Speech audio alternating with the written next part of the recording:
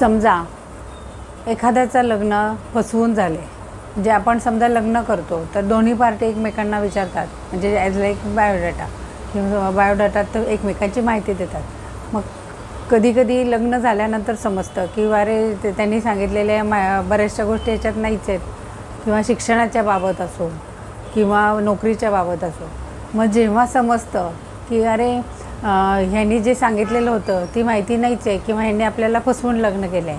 आता तुम्हाला फसवून लग्न केलं आहे हे माहिती झाल्यावर तो विवाह, फसवून केलेला विवाह हा झिरो मॅरेज होऊ शकतं किंवा वाईड मॅरेज होतो. कारण ज्या कंडिशनवर किंवा ज्या तुम्हाला माहितीवर तुम्ही तो विवाह केला आहे तर तो व्हॅलिड आहे.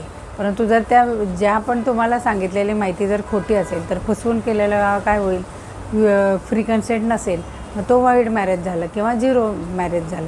तर मग ज्या दिवशी तुम्हाला तो समजतं की अरे हे खोटी माहिती आहे, आणि त्याच्यानंतर जर तुम्ही त्याच्याशी पती पत्नी म्हणून संबंध डिस्कंटिन्यू केले तर तुम्हाला कोर्टात फसवणुकीचा दावा करता येईल आणि ते मॅरेज वाईड मॅरेज करता येईल.